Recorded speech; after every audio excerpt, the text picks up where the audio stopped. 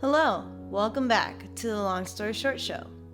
My name is Jen, and this is our Runaways recap series, where we will be going over the original Brian K. Vaughan run from 2003.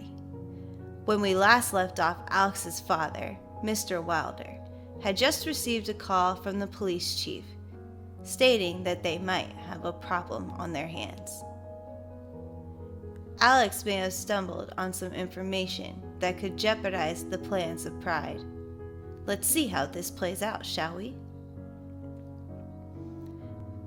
Mr. Wilder, taking initiative, walks into Alex's room with a dagger hidden safely behind his back. His wife, Mrs. Wilder, insists that he need not to use the weapon and suggests a nicer solution to bringing up the truth behind Pride in their work to their son.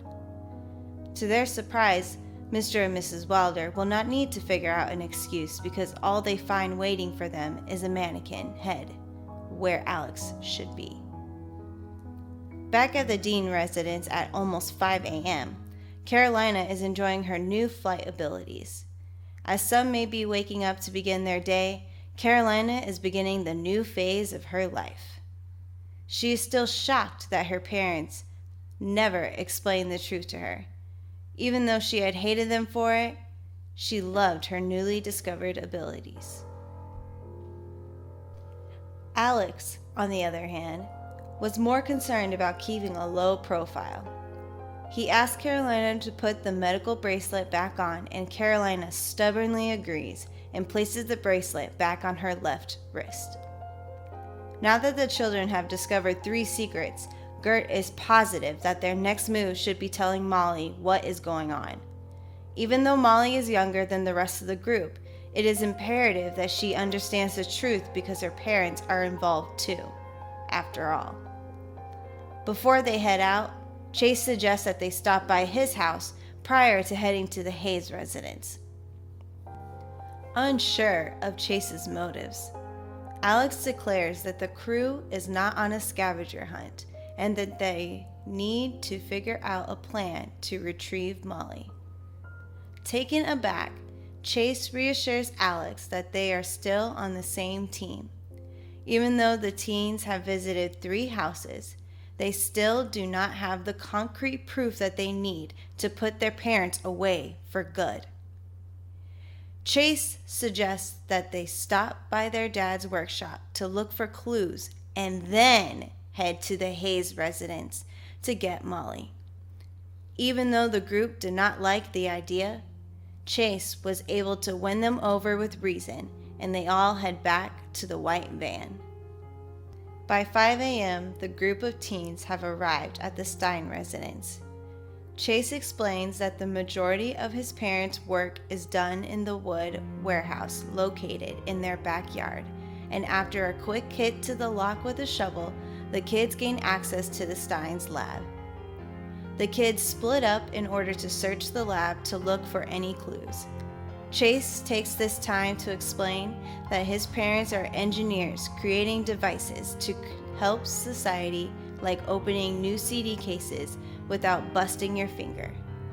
Gert cracks a small joke at Chase's intelligence.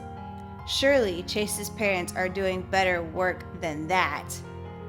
While Gert talks down to Chase, Chase tries out a pair of X-ray goggles and checks out the ladies. The kids are interrupted abruptly by Chase's and Nico's parents, the Steins and the Minorus.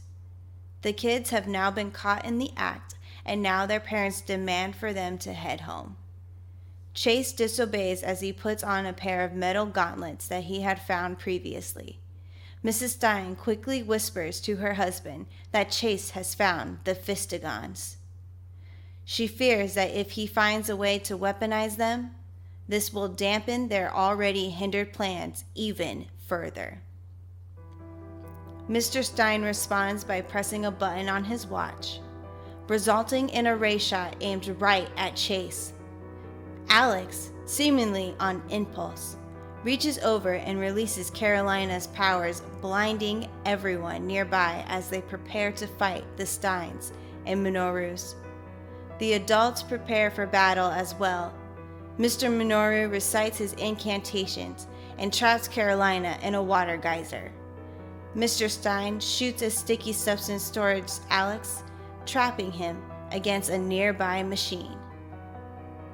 Mrs. Minoru, in the middle of the chaos, tries to stop Nico by attacking her in the chest with her staff. But, to both of their surprise, the staff did not hurt Nico, but instead absorbed into her. Nico hits her mother with a broken robot head and heads back to the rest of the team. Meanwhile, on the other side of the room, Gert is hiding under a table, having a panic attack.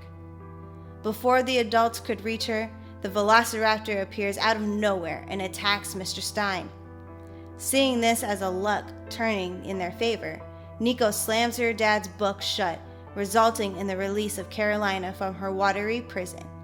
With her eyes shut and a bit of hesitation, Karolina focuses her energy and shoots a beam towards Mr. Minoru, rendering him unconscious. With the battle over, the teens have defeated 4 of their parents and with only 1 person unconscious. It was definitely time to get Molly, but with their driver injured, Karolina has to drive. While the teens are on their way to the Hayes residence, Gert receives a phone call to her cell. Her parents are calling her to tell her how disappointed they are. Mrs. York proceeds to tell her daughter that if her and her friends do not stop playing their games, they can come to the Hayes residence to say goodbye to Molly.